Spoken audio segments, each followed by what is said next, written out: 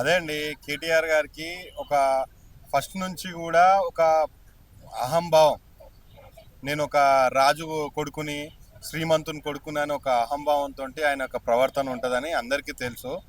దాని విషయంలోనే ఏ రోజు కూడా రేవంత్ అన్న కూడా చూడండి, కేసీఆర్ గారిని ఎక్కువ పెద్దగా అనడు. ఎందుకంటే కొంచెం సభ్యత సంస్కారాలు ఉన్నటువంటి వ్యక్తి కానీ ఆయన కూడా ఆలోచన చేస్తాడు. కానీ కేటీఆర్ గారు అహంపూరితంగా ఇష్టం వచ్చినట్టు మాట్లాడుతుంటే, అసలు ఈ యొక్క మాటలకు ఫస్ట్ స్టార్ట్ చేసిందే కేటీఆర్ గారు.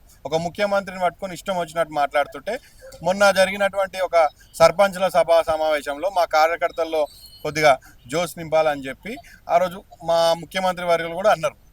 సో దీనికి స్టార్ట్ చేసింది ఎవరు? అంతకంటే ముందు కేటీఆర్ గారు మాట్లాడారు. కేటీఆర్ తర్వాత మళ్ళా మా ముఖ్యమంత్రి మాట్లాడారు. ముఖ్యమంత్రి తర్వాత మళ్ళీ నిన్న ఇష్టం వచ్చినట్టు మళ్ళీ ఒక ముఖ్యమంత్రిని పట్టుకొని ఒక ఎడమకాలు చెప్పు తీసుకొని కొడతా అని మాటలు మాట్లాడితే అసలు ప్రజాస్వామ్యంలో ఏ విధంగా ఈ భాష పట్టుకొని ఏ విధంగా పోతారు? ఒకసారి ఆలోచన చేయండి. మీరు కూడా మీడియా ప్రతినిధులు కూడా ఎంతసేపు కాంగ్రెస్ పార్టీ ముఖ్యమంత్రి ఇట్లా అన్నాడని చెప్పి మాట్లాడుతున్నారు తప్ప, వాళ్ళు దానికి ఆజ్యం పోసిన వాళ్ళు కేటీఆర్ గారి కుటుంబ సభ్యులు. వాళ్ళు ఏ విధంగా మాట్లాడుతారో ఒక్కసారి దాన్ని కూడా మనం పరిశీలన చేసుకోవాలి. గతంలో మీరు చూసినట్టయితే తెలంగాణ ఉద్యమ సమయంలో కూడా ఇష్టం వచ్చినట్టు మాట్లాడలేరు. ఆ రోజు ఏంటంటే ఉద్యమం అనే ఒక ముసుగు ఉండే, కానీ ఈరోజు ముసుగు లేదు, ఏం లేదు. మా కాంగ్రెస్ పార్టీ శ్రేణులకు కూడా మేము ఒకటే విజ్ఞప్తి చేస్తున్నాం. ఇక నుంచి మన ముఖ్యమంత్రి, ఈరోజు మన ముఖ్యమంత్రి ఉన్నాడు కాబట్టి మనం ఈ స్థాయిలో వివిధ స్థాయిలలో మనం ఉన్నాం కనుక ఇక నుంచి అయినా మన ముఖ్యమంత్రిని ఎవరైనా ఈ అవాకులు చెవాకులు మాట్లాడితే ఎట్టి పరిస్థితుల్లో ఊకోకుండా గ్రామ స్థాయి నుంచి మొదలు పెడితే రాష్ట్ర స్థాయి దాకా వాళ్ళ టీఆర్ఎస్ పార్టీ సంబంధించినటువంటి నాయకుల యొక్క మాటలను వాళ్ళకు ఒక తగిన బుద్ధి చెప్పాలని కూడా నేను రాష్ట్ర పార్టీ కాంగ్రెస్ శ్రేణులందరికీ కూడా విజ్ఞప్తి చేస్తున్నాను.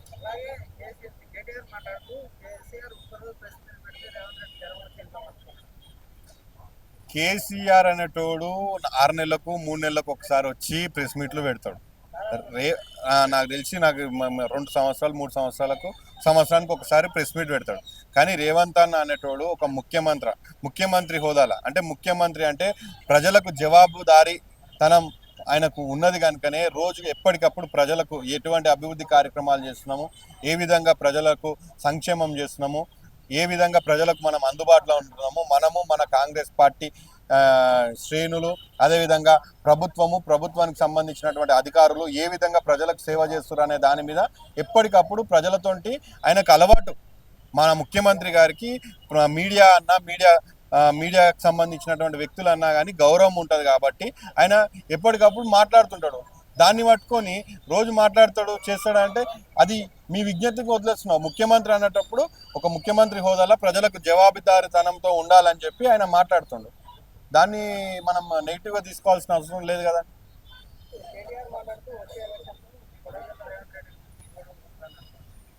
ఇక వచ్చే ఎలక్షన్లో రేవంత్ అన్న ఓడిపోతాడా లేకుంటే కేటీఆర్ గారు ఓడిపోతారా అనేది మనకు రేపు రాబోయేటటువంటి ఎంపీటీసీ సర్పంచ్ ఎలక్షన్లలో 80% కాంగ్రెసే వచ్చింది.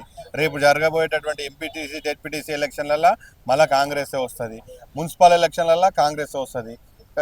గ్రేటర్ హైదరాబాద్ కార్పొరేషన్ ఎలక్షన్లో కూడా కాంగ్రెస్ వస్తుంది. దాని తర్వాత టీఆర్ఎస్ పరిస్థితి ఏందనేది తెలుస్తుంది.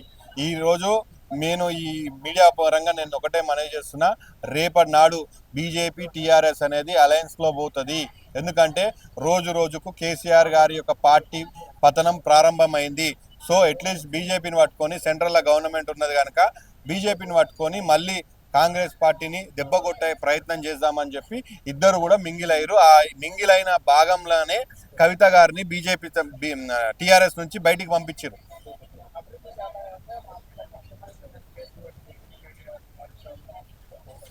కేసులు పెట్టిండు కానీ వాళ్ళలాగా జైల్లోకి పంపించలేడు కదా.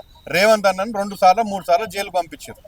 కేసులు పెట్టిండు. కేసులను ఇప్పుడు ఆయన కేసులు పెట్టి ఏదో ఒకటి లోపలికి వేయాలంటే లోపలికి వేస్తాడు. కానీ ఆయన ప్రజాస్వామ్యబద్ధంగా లీగల్గా ఏ విధంగా అయితే కేసులు పెట్టినా లీగల్గా ఎటువంటి ఎక్స్పీరియన్స్ ఉన్నాయో దాని ప్రకారమే, దాని ప్రొసీజర్ ప్రకారమే పోతుంది తప్ప ఏ రోజు కూడా అన్యాయంగా అక్రమంగా కేసులు పెడతలేడు.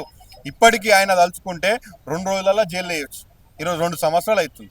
2 సంవత్సరాలు అయినా జైలు పంపించలేడంటే ఆయన యొక్క హుందాతనం. ఈరోజు నేనే 2-3 సార్లు అన్న ఈ అమ్మాయి వీళ్ళు ఊకే ఇష్టం వచ్చినట్టు మాట్లాడుతారు, వీళ్ళకి సంబంధించినటువంటి నేతలైనా అట్లే మాట్లాడుతారు, వాళ్ళు అట్లనే మాట్లాడుతారు, లోపల లేపియాలని. అంటే ప్రజాస్వామ్యంలో ప్రజలు న్యాయ నిర్ణేతలు, ప్రజల ముందు వాళ్ళని దోషి నిలబెట్టి అప్పుడు మనం న్యాయబద్ధంగా ఏ విధంగా చేయాలో అవి చేయాలా. కానీ ఇక మన దగ్గర అధికారం ఉన్నదని చెప్పి ఇష్టం వచ్చినట్టు మనం వ్యవహరిస్తే రేపటి నాడు మనకే ఇబ్బంది అవుతుందని చెప్పి ఆయన ఒక ధోరణిలో మనకు కనిపించింది. సో ఈ విధంగా ఆయన ఒక ప్రజా పరిపాలన ఉన్నది. మీరు చూసినట్టయితే మొన్న సర్పంచ్ ఎలక్షన్లలో కూడా గతంలో టీఆర్ఎస్ పార్టీ అధికారంలో ఉన్నప్పుడు సర్పంచ్ ఎలక్షన్లలో క్యాండిడేట్ నిలబడడానికే భయపడ్డారు. కౌన్సిలర్ ఎలక్షన్లలో కాంగ్రెస్ పార్టీ క్యాండిడేట్ నిలబడడానికే భయపడ్డారు. కానీ మొన్న ఎంత ప్రజాస్వామ్యబద్ధంగా మా టీఆర్ఎస్ పార్టీకి సంబంధించినటువంటి చాలా మంది వ్యక్తులు కూడా టీఆర్ఎస్ బీఫామ్ల మీద సర్పంచ్ క్యాండిడేట్ నిలబడ్డప్పటికీ వాళ్ళకి ప్రజాస్వామ్యంలో వాళ్ళు కూడా గెలిచిరు, వాళ్ళని కూడా స్వాగతిస్తున్నాం. అట్లుంటుంది మన రేవంత్ అన్న పాలన. సో ఈయన ఏ రోజు కూడా ఇట్లా ఇబ్బంది పెట్టే కార్యక్రమం చేయడు. అలా మేము మా కాంగ్రెస్ పార్టీ శ్రేణులు ఒక్కింత ముందడిగేసి చేద్దామన్నా కానీ వద్దురా, అది అవసరం లేదని చెప్పే రకం. Subscribe us and press the bell icon for more interesting updates.